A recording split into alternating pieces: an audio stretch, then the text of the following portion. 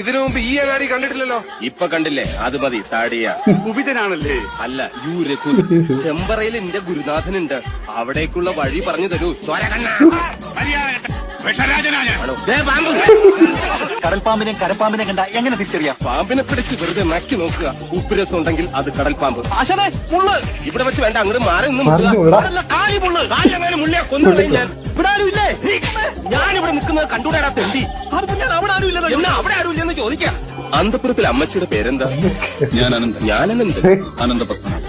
അമ്മച്ചയല്ല. എന്നാൽ അകത്തേക്ക് പോയി പറയാ, ഉളിയന്നൂർ ആശാരി വന്നിരിക്കണു.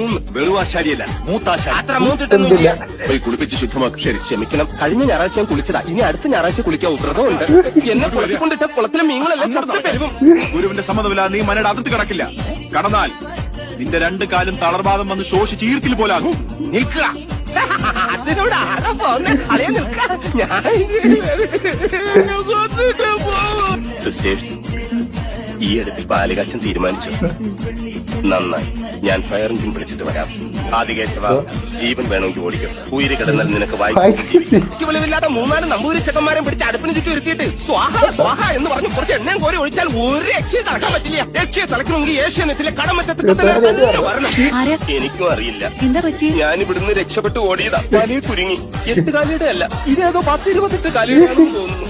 നമസ്കാരം. എന്ന് മനസ്സിലാവുന്നില്ലേ? ഭാഗ്യം, രക്ഷിക്കും മനസ്സിലാകാതിരുന്ന മതിയായിരുന്നു. ഈ പടം നേടി ഈ പുള്ളി വരുമ്പോഴത്തേക്ക്, സുരാജേട്ടൻ വരുമ്പോഴത്തേക്ക് പടത്തിന്റെ റേഞ്ച് മാറും. ഉള്ള കാര്യം പറയാം, എന്താ കോമഡിയാ പുള്ളിയതിനകത്ത്. ദ്രോണ 2010 വിഷയം പടം എന്ന് വെച്ചാൽ പുള്ളി വന്നു കഴിയുമ്പോഴത്തേക്ക് പടത്തെ റേഞ്ച് ആയിട്ട് ഇങ്ങനെ പോവാ. സീൻ സാധനം എന്തോ കോമഡിയാ. ഇവിടെ ചോര കണ്ണാ വിജയതാ.